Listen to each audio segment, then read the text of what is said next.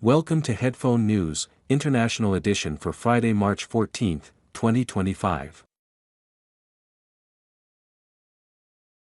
Peruvian farmer takes on RWE over climate change. Saul Luciano Leoya, a farmer from Juarez, Peru, is fighting back against climate change by suing the German energy giant RWE. He claims RWE's greenhouse gas emissions have played a major role in melting glaciers in the Andes, raising the flood risk in his hometown due to the swelling of Laguna Pacacocha. Leoya is asking for €21,000, or about $22,470, to help finance a flood defense project that could cost around $3.5 million. He argues that RWE is responsible for nearly 0.5% of global man-made greenhouse gas emissions since the Industrial Revolution. This pivotal case, supported by the activist group German Watch, began in 2015 but was initially rejected by a regional court in Essen, Germany. However, it was later granted an appeal by the Higher Regional Court of Hamm in 2017. A visit by court-appointed experts to assess flood risks was delayed until 2022 due to the COVID-19 pandemic. The outcome of this case could set a powerful precedent for holding corporations accountable for their impact on climate change. Poland's call for U.S. nuclear weapons. Poland's President Andrzej Duda is urging the United States to place nuclear weapons on Polish soil to deter potential Russian aggression. This proposal was discussed with Keith Kellogg, the U.S. Special Envoy for Ukraine and Russia. Poland is ready to host these weapons under a nuclear arms sharing program, aiming to strengthen security for itself and its NATO allies.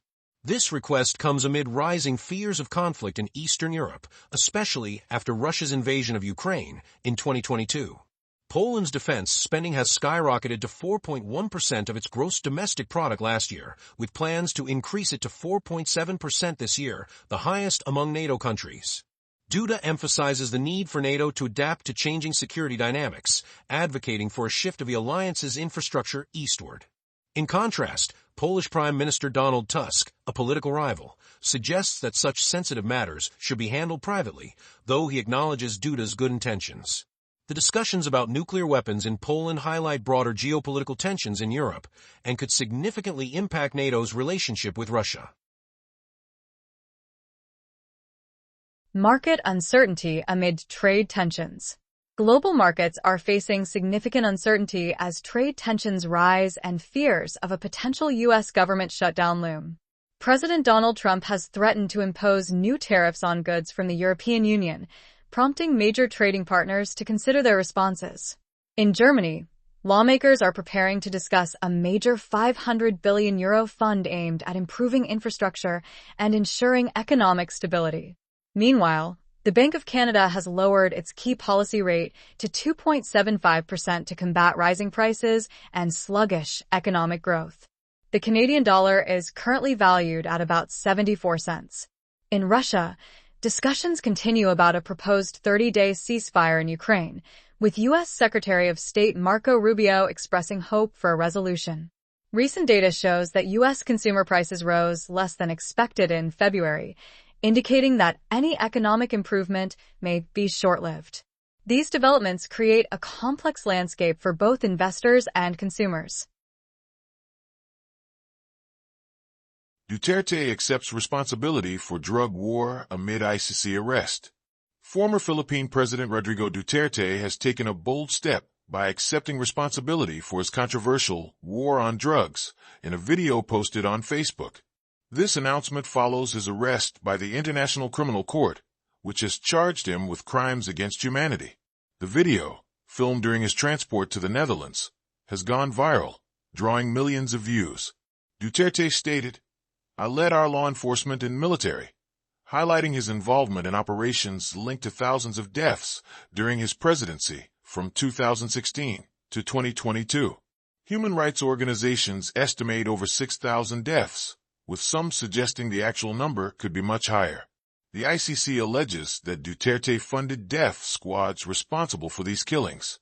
He was arrested in Manila on March 13, 2025, and is now in a detention facility on the Dutch coast. His daughter, Sara Duterte, the current vice president, has traveled to The Hague to support him. United Nations High Commissioner for Human Rights, Volker Turk, described the arrest as a crucial step toward justice for the victims of the drug war. What does this mean for the future of human rights in the Philippines? Investigation into flawed Boeing 787 parts. Italian police have revealed a major environmental issue involving manufacturing process specification, or MPS, a company that made parts for Boeing 787 jets. In May 2020, authorities caught 2 men dumping chemical waste in Brindisi, sparking an investigation that uncovered thousands of flawed titanium and aluminum parts used in about 500 Boeing 787 jets currently in service. Claims suggest that MPS deceived clients by using cheaper metals for critical components, despite passing quality checks from multiple certification bodies. Prosecutors allege that for 4 years, low-quality parts entered the aerospace supply chain through Leonardo, an Italian aerospace company. This investigation raises serious concerns about how well companies monitor their own quality. As the case unfolds, MPS's head of quality and several associates face serious charges, including fraud and breaches of airplane safety rules. This situation highlights the urgent need for stricter oversight in the aerospace industry to ensure safety and quality standards are met. UK and US discuss Apple encryption policies. British officials are in talks with their US counterparts about Apple Incorporated's encryption policies. The UK government is asking Apple to create a bypass in its encryption systems, which would allow authorities to access encrypted data. This request raises serious concerns about data protection, as it could jeopardize the security of personal communications and financial information. These discussions come after Apple removed its advanced data protection feature in the UK, which previously ensured that even Apple couldn't access users' encrypted data. This change has sparked fears of excessive government control and highlights the ongoing struggle between national security and individual privacy rights.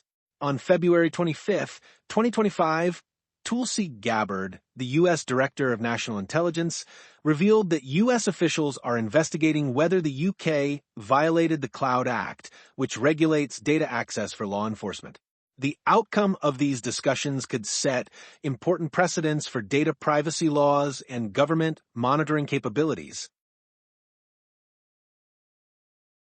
Concerns over U.S. electrical grid amid data center expansion.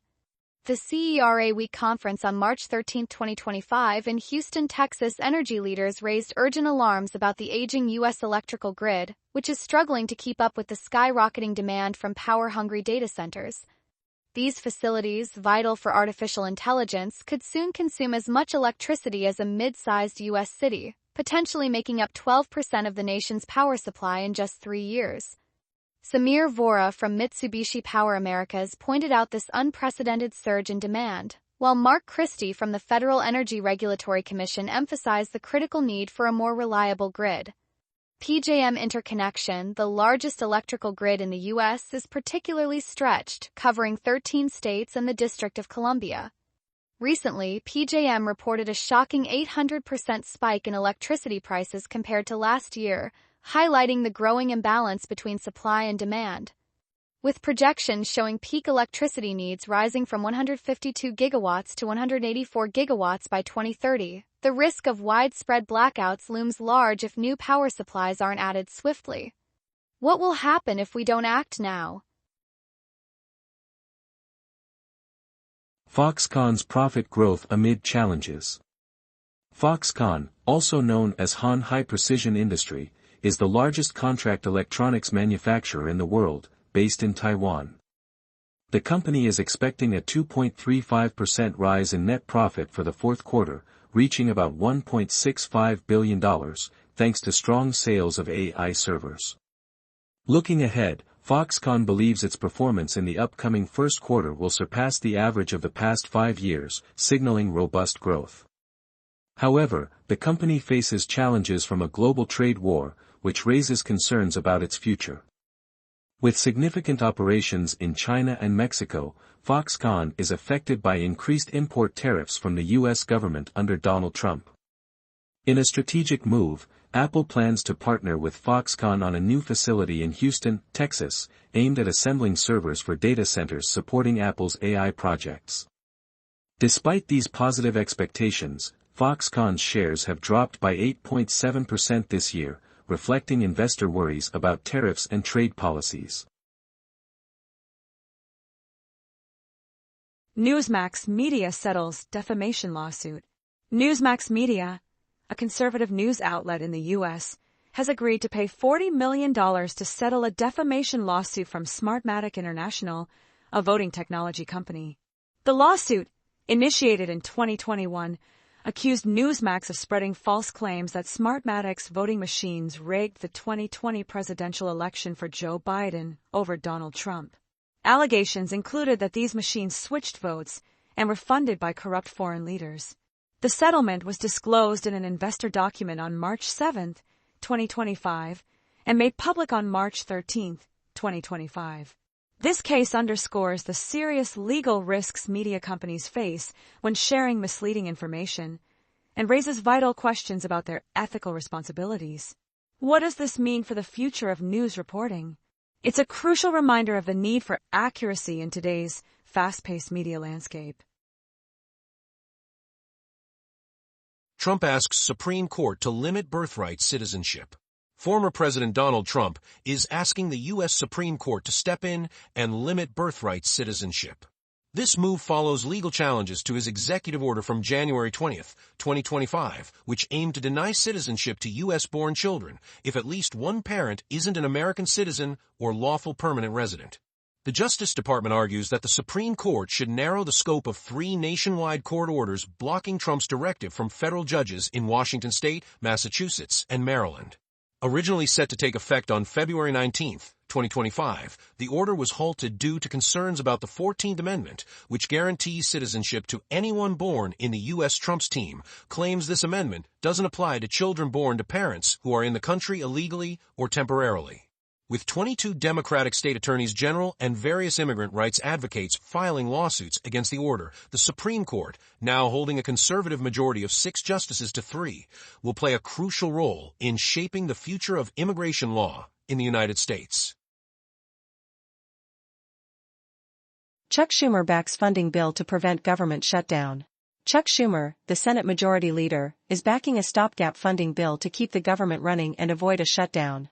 Speaking from Washington, D.C., he stated, "I will vote to keep the government open and not shut it down." This bill needs at least 41 votes from Senate Democrats to block any funding halts, as a shutdown could disrupt essential government services. The urgency of this measure is heightened by past shutdowns under former President Donald Trump, which raised concerns among Democrats. As Congress works on a longer-term budget, this temporary solution highlights ongoing disagreements between Democrats and Republicans. A government shutdown could affect millions of Americans, leading to economic uncertainty and interruptions in vital services. Threat to independent media in Turkey. Independent media outlets in Turkey, like T24, Medyascope, Daikin, and Burgun, are facing potential shutdowns due to major changes in how Google's search works. These changes have drastically cut visitor numbers to their sites, putting their financial health at risk.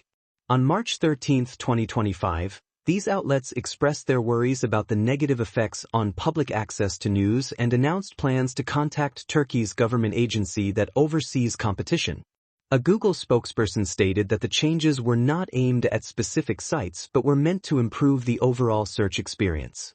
According to a ranking by Reporters Without Borders, Turkey ranks 158th out of 180 countries in press freedom, with about 90% of media under government influence. The financial struggles of independent media have worsened as they rely heavily on Google for ad income, while private companies hesitate to advertise on these platforms. Recently, Gazete Duvar, another independent outlet, announced its closure due to revenue losses linked to these changes and ongoing price increases. The future of independent journalism in Turkey is uncertain as these outlets fight to survive. That is all the news for today. Thank you for listening to today's Headphone News. News summary brought to you by AI.